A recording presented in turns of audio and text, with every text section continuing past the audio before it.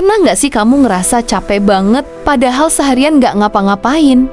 Kamu duduk, scroll HP, nggak kerja berat, tapi badan rasanya lemas, kepala penuh pikiran, dan hati kayak nggak tenang.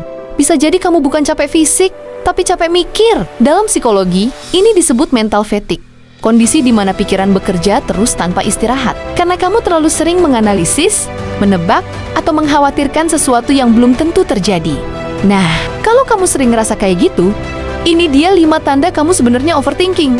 Tapi nggak sadar. Tanda pertama, kamu selalu menganalisis semua hal kecil.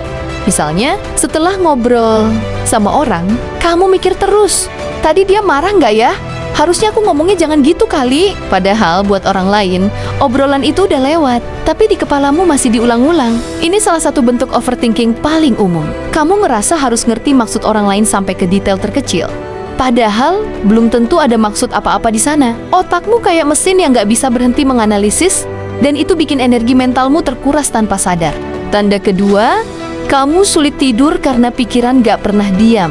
Saat semua orang udah bisa rebahan tenang, kamu malah sibuk mikirin hal-hal random, mulai dari masalah kerjaan, percintaan, sampai hal-hal kecil kayak tadi aku bales chatnya sopan nggak ya? Overthinking di malam hari sering terjadi karena otak akhirnya punya waktu kosong setelah seharian sibuk. Tapi buat kamu waktu kosong itu malah jadi ladang pikiran baru. Dan ironisnya, makin kamu berusaha tidur, makin aktif pikiranmu bekerja. Sampai akhirnya kamu bangun pagi dengan tubuh lelah dan kepala berat padahal tidurmu cukup.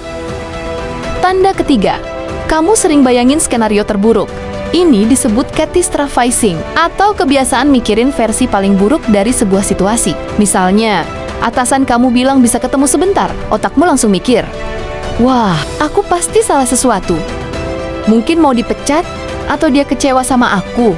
Padahal belum tentu begitu. Pikiranmu menciptakan film di kepala yang belum tentu nyata, tapi tubuhmu tetap merespons seolah-olah itu nyata, jantung berdebar, keringat keluar, dan kamu jadi stres. Itulah kenapa overthinking bisa terasa sangat melelahkan, bahkan tanpa kejadian apapun. Tanda keempat, kamu selalu butuh kepastian. Orang yang overthinking biasanya punya kebutuhan kuat untuk mengontrol segalanya. Kamu pengen semua hal pasti, semua orang jelas, semua keputusan aman, tapi hidup nggak bisa dikontrol sesempurna itu. Ketika realita nggak sesuai keinginanmu, kamu mulai gelisah, khawatir, bahkan menyalahkan diri sendiri.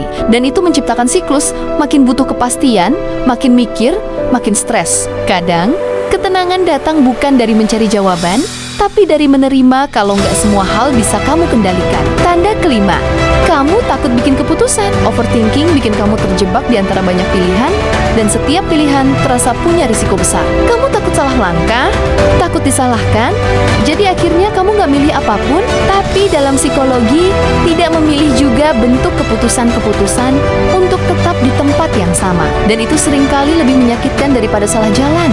Karena kamu akan terus mikir, andai dulu aku berani. Jadi, kalau kamu ngerasa relate sama beberapa tanda di atas, itu bukan berarti kamu lemah, tapi mungkin otakmu cuma butuh istirahat. Coba berhenti sebentar dari rutinitas yang bikin kamu mikir terus. Lakukan hal sederhana, jalan sore, dengar musik, atau diam tanpa nyentuh HP selama 10 menit. Karena kadang cara terbaik untuk menyelesaikan sesuatu adalah dengan tidak mikirin itu dulu. Ingat, kamu nggak harus punya semua jawaban hari ini. Kadang, cukup dengan bernapas dan biarkan pikiranmu tenang sejenak. Jika kamu menyukai konten-konten seperti ini, komen, like, dan subscribe channel ini agar terus memberikan konten-konten yang menarik lainnya. Terima kasih.